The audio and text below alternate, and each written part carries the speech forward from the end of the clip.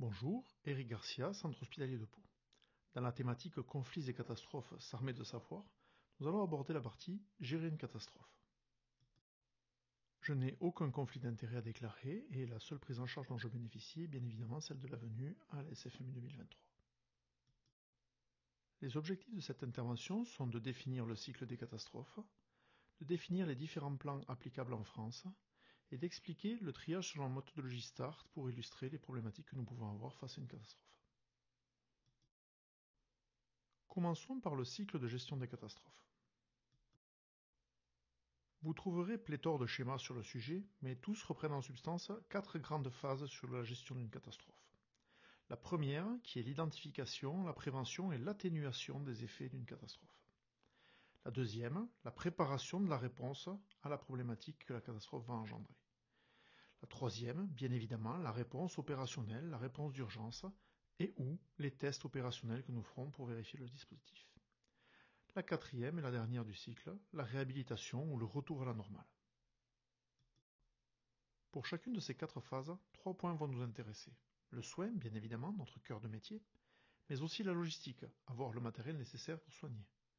Et enfin, le pilotage, l'information, la prise de décision, la gestion et les relations avec les différents intervenants. Mais attention, on peut ici identifier un premier écueil. Il s'agit typiquement d'une posture de soignant, où nous mettons le soin en premier. Alors que si l'on était un petit peu plus exact, on devrait dire le pilotage, la logistique, puis les soins. En effet, si on prend l'analogie de la voiture, avoir des soignants extrêmement compétents, comme une Formule 1 ayant un moteur très puissant, ne sert à rien si vous n'avez pas d'essence dans le réservoir, ou si vous n'avez pas de chaîne logistique qui leur permet d'avoir le matériel nécessaire pour soigner ou opérer. Et une voiture ayant le plein d'essence ne sert toujours à rien s'il n'y a pas de pilote au volant. De la même façon, avoir des services très compétents avec beaucoup de matériel ne sert à rien si on n'a pas organisé correctement les flux de patients et les prises en charge pour pouvoir coordonner l'ensemble de l'hôpital. Toutefois, l'identification du pilotage comme le point clé du dispositif peut nous amener à un deuxième écueil, une approche top-down faisant fi de la concertation nécessaire à ce type de dispositif. Nous l'avons dit, la première étape est-elle de prévoir, d'identifier les risques, de prévenir leur survenue et d'atténuer leurs effets. Mais, dans le secteur de la santé, c'est souvent le parent pauvre. Nous allons donc y revenir en fin de diaporama. La deuxième phase, la préparation de la réponse, est elle plus connue. Il y a bien sûr un niveau macro avec le pilotage, la constitution d'une cellule de crise, son organisation, de quoi est-elle constituée, quelles sont leurs missions, quelle est l'organisation macroscopique des structures de santé. Puis, l'étape intermédiaire, la logistique, la gestion du matériel, la gestion des stocks, l'organisation spatiale des différents services qui vont recevoir les patients. Et puis, à un niveau plus micro, les soins avec les procédures dégradées, les protocoles de prise en charge, damage control, etc. Nous avons de nombreux outils pour nous aider dans cette phase préparatoire qui sont édités par nos instances. Vous avez par exemple le guide d'aide à la préparation et à la gestion des tensions hospitalières, celui de l'aide à l'organisation de l'offre de soins en situation sanitaire exceptionnelle, ou encore celui spécifique à la prise en charge des situations d'agression collective par arme de guerre. Si dans ces guides, vous trouverez des objectifs en termes d'effets à obtenir, fixés en fonction de la catégorie d'établissement dans laquelle vous vous trouvez, la détermination des moyens et des organisations pour arriver à les obtenir, elle, dépend de votre direction et de la gestion des différents services. Il est possible ici d'identifier un troisième piège, le risque du travail en îlot. Comme dans la vie courante, lorsque vous organisez une soirée, ou dans une situation de catastrophe préhospitalière, si, au sein de l'hôpital, chaque service travaille isolément, sans coordination centrale, vous aurez un dispositif qui sera peu synergique et donc peu efficace. La troisième étape, bien que plus connue, mérite que l'on s'y attarde un petit peu. En effet, au-delà du présupposé, elle se décompose en général de plusieurs phases successives. D'abord, l'alerte et la réponse qu'il est impossible de donner à temps zéro, avec en général son lot de désorganisation et de situations à moyen dépassé. Puis, une montée en puissance, dont l'intensité et la rapidité sera variable en fonction de l'établissement où vous vous trouvez et de ses moyens. Ensuite, la conduite de la crise, puis une sortie progressive de la crise et un retour à la normale que nous allons aborder dans le chapitre suivant. Chacune de ces étapes intermédiaires possède ses propres enjeux. Ainsi, la détection et l'alerte se doivent d'être précoces et le plus rapide possible. L'utilisation de procédures claires ou de préalerte aide ce genre de situation. La réponse d'urgence à temps zéro nécessite souvent une réorganisation en mode dégradé et le transfert de personnel pour créer des renforts ciblés sur les services directement impactés. La montée en puissance, si elle se doit d'être rapide, doit aussi être réfléchie et raisonnée pour pouvoir durer dans le temps.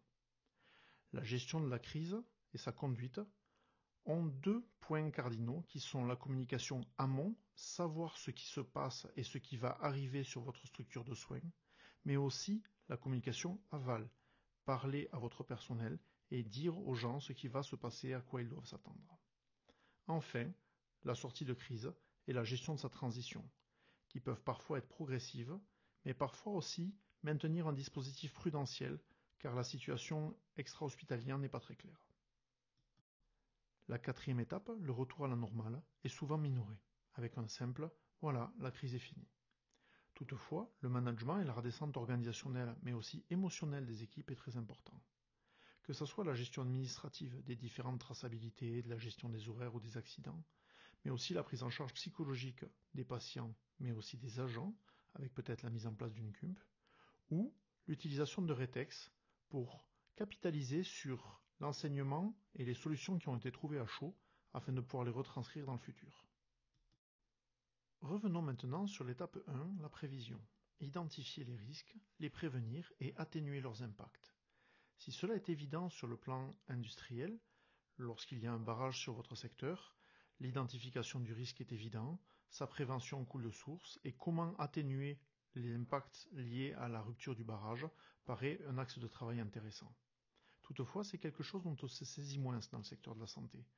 Pourtant, atténuer le risque de désorganisation ou de conflit relationnel de notre structure lors de la gestion d'une SSE, atténuer l'impact d'une SSE sur nos organisations, notre personnel en termes de projection ou de travail sur le coping, atténuer son impact sur le fonctionnement des secteurs non directement impliqués et être capable de maintenir une activité critique pendant le fonctionnement en SSE sont des questions intéressantes, et ce, dans la phase de réponse, mais aussi dans la phase de retour à la normale. Lorsque la phase de retour à la normale est terminée et que nous avons pu analyser les rétex, si notre préparation n'était pas totalement optimum, il est intéressant de se poser la question qu'est-ce que nous avions peu ou mal anticipé. Par exemple, le lieu, la typologie, le dimensionnement, une dynamique particulièrement rapide, un enchevêtrement de problèmes, un ou des acteurs que nous n'avions pas identifiés, des problèmes logistiques ou de communication. C'est là le rôle primordial d'un groupe de personnes mobilisées sur la prévention, l'analyse ou le recensement des risques. Cette cellule se doit d'être multi-acteurs, bien sûr les soins, mais aussi la logistique, le brancardage, les électriciens, l'informatique, etc.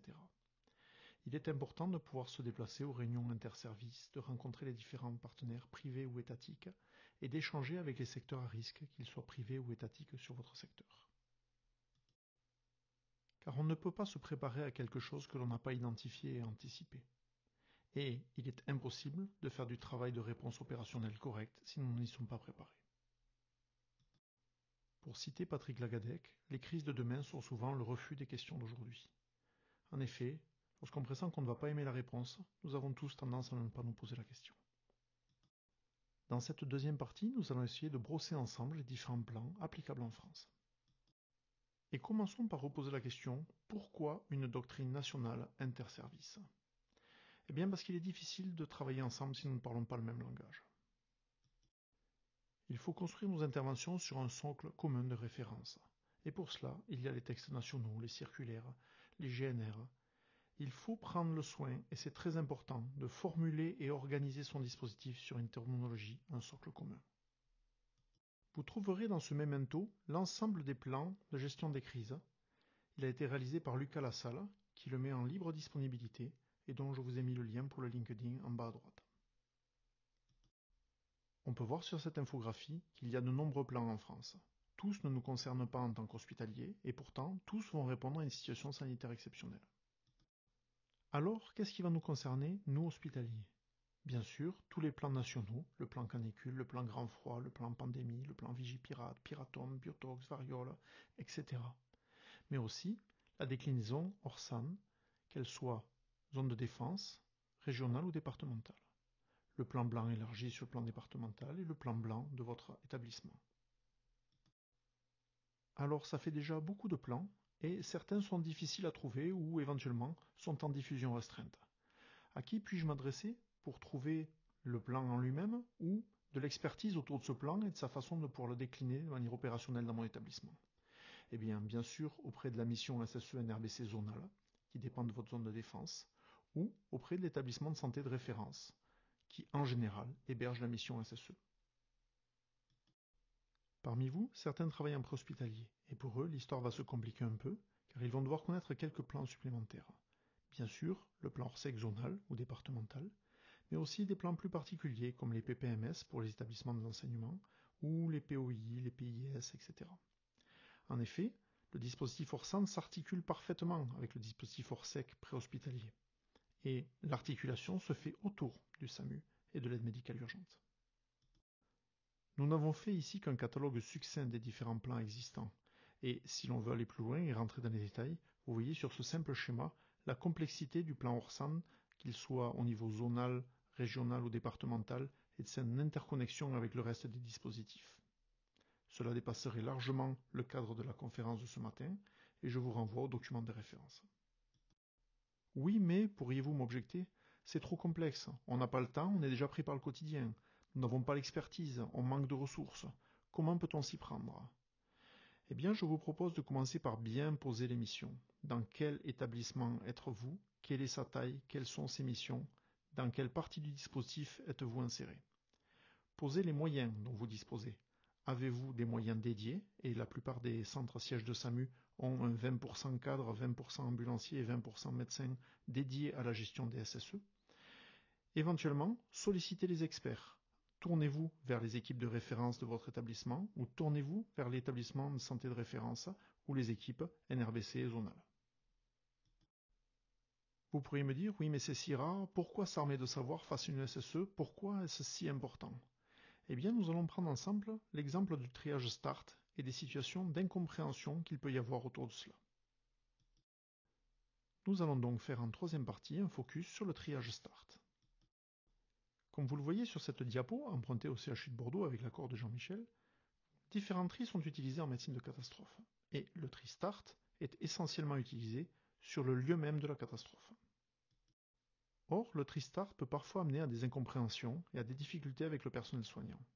En effet, un patient debout face à moi ayant pris une balle de Kalachnikov dans le ventre serait trié vert selon le tri START, ce qui peut surprendre, créer des difficultés pour comprendre le but, la logique de ce tri, amener à des problèmes de compréhension entre acteurs qui, lorsqu'ils vont se faire des transmissions, vont éventuellement dire « ce patient n'est pas grave, il est vert », alors qu'en fait il peut être très grave mais être malgré tout trié vert. Prenons un pas de recul et revenons sur ce que c'est que la fonction de trier. Répartir et classer des éléments en fonction de critères. Et ces critères, ils peuvent être variables. On peut trier par exemple les patients en fonction de leur âge, et ils vont aller dans un service de pédiatrie ou dans un service adulte. Mais on pourrait aussi décider de les trier en fonction de leur mobilité et faire une chaîne valide ou une chaîne invalide. Voire même, nous pourrions les trier en fonction de leur poids, inférieur à 40 kg et qui peuvent être portés par un homme seul, ou entre 40 et 80 kg et qui vont être brancardés par 2 personnes, ou supérieurs à 100 kg et qui nécessiteront au moins 4 brancardiers pour qu'on les déplace.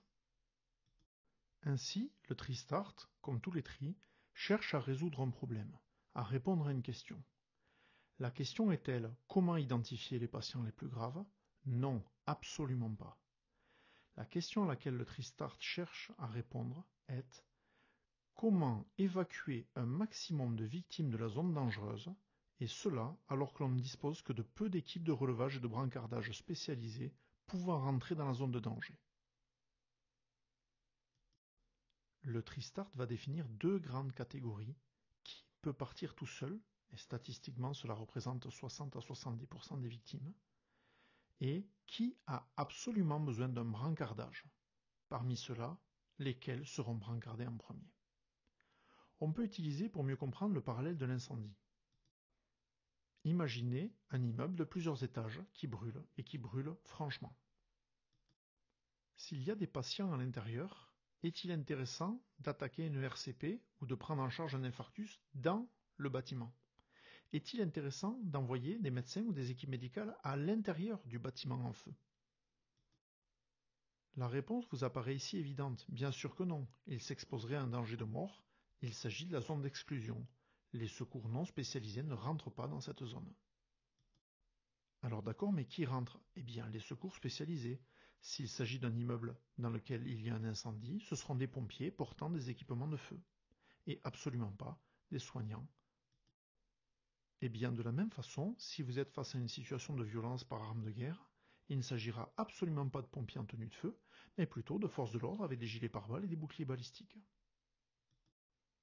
On peut, bien évidemment, décliner ce concept en fonction du risque.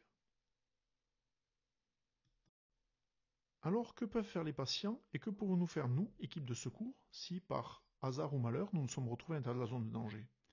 Eh bien, comme il est indiqué sur les consignes générales pour le public, s'échapper, passer une alerte de qualité et aider ceux qui le peuvent à quitter la zone.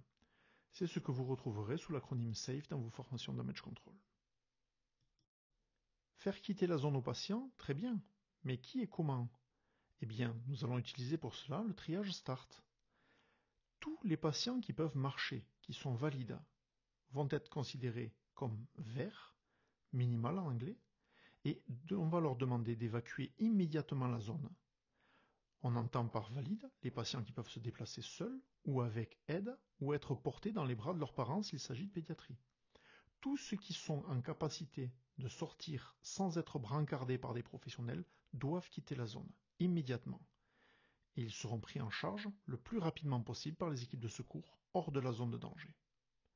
Pour les patients qui, eux, ne peuvent pas se déplacer et vont nécessiter impérativement un brancardage, ils devront attendre l'arrivée de secours spécialisés qui, étant en général en petit nombre, devront trier qui sont les patients qu'ils prendront et qu'ils brancarderont en premier, les patients ayant des troubles de la respiration, une absence de pouls radial ou une situation d'inconscience en respirant. Puis, secondairement, les patients n'ayant ni détresse respiratoire, ni détresse circulatoire, ni inconscience. Et en dernier, seront réévalués les patients qui, après avoir été mis en PLS et avoir une libération des voies aériennes, ne respiraient pas et ont été pour l'instant considérés comme expectants et n'ont pas été brancardés. Vous voyez qu'il y a vraiment une logique de faire partir immédiatement le plus grand monde, et on sait que ça représente 60 à 70% des patients présents sur le site. Puis, dans ceux qui ne peuvent pas partir, quelles que soient les conditions, et qui devront être brancardés, qui ne pourra pas patienter, ou en tout cas, qui sera le premier à devoir être évacué si l'on a les moyens disponibles. Il s'agit en général d'une évacuation relativement courte. Sortir d'un bâtiment, se déplacer dans la rue, ne pas rester en dessous du bâtiment évidemment, et se mettre à l'abri derrière un mur porteur ou un autre bâtiment solide, jusqu'à un point de rassemblement, appelé classiquement point de rassemblement des victimes, PRV. Là, les premiers soins seront effectués par les équipes médicales ou secouristes. Il faut bien prendre conscience que tous les patients qui n'auront pas été triés verts et qui ne seront pas sortis par leurs propres moyens vont devoir rester à l'intérieur de la zone danger, donc le bâtiment en flammes par exemple, jusqu'à ce que des équipes de pompiers spécialisés viennent le chercher. Ou, s'il s'agit d'une fusillade, vont rester allongés dans le bâtiment dans lequel il y a un tireur, jusqu'à ce que des équipes de police puissent rentrer. Ou, s'il s'agit d'un gaz ou d'un produit chimique, jusqu'à ce que des équipes spécialisées portant des EPI viennent les chercher. Vous vous rendez compte du danger mortel que cela représente pour eux. Il n'y a donc aucun doute, tous ceux qui sont en capacité de marcher et de se déplacer, avec ou sans aide, doivent quitter les lieux le plus vite possible. Comme nous l'avions vu dans la première diapositive que j'ai empruntée à Bordeaux, une fois que les patients sont au point de rassemblement des victimes, alors nous reprenons une méthode de tri classique où nous allons chercher à catégoriser les patients en fonction de leur gravité pour prioriser les soins, puisque nous sommes dans une situation où il est possible de les soigner sans être en danger. Si je résume, le triage START a pour objectif l'extraction des patients de la zone de danger. Il cherche à évacuer le plus grand nombre de patients le plus rapidement possible hors de la zone où leur vie est menacée, alors que nous ne disposons que de peu de brancardiers pour pouvoir les accompagner. Une fois les patients en sécurité derrière des bâtiments ou des murs porteurs, au niveau d'un PRV, alors ils sont en zone de soutien et nous pouvons reprendre une organisation classique avec un triage par gravité. Pour reprendre de manière synthétique cette présentation, la première étape est fondamentale. Si vous n'avez pas bien identifié les risques présents sur votre secteur, vous ne pourrez pas vous préparer de manière efficace. Et si la préparation, qui malgré tout est coûteuse, prend du temps, nécessite de l'argent et des moyens, n'est pas efficace, si vous êtes consommé par le quotidien, si vous n'avez pas bien identifié ce à quoi vous devez vous préparer, il est probable que votre réponse opérationnelle sera peu efficiente. Enfin, le dernier point, le retour à la normale, la redescente en température, ne doit jamais être minoré. Il est très important de manager le retour à la normale, d'atténuer les effets que cela peut avoir sur les équipes et sur les organisations. En conclusion, les SSE sont par définition des situations imprévues, intrinsèquement désorganisatrices de notre quotidien. Pour pouvoir limiter leur impact et gérer au mieux la situation, nos deux armes sont les savoirs et l'organisation. Les savoirs se partagent et l'organisation se teste. Je vous remercie pour votre attention et nous sommes disponibles pour toute question ou précision à l'adresse mail indiquée.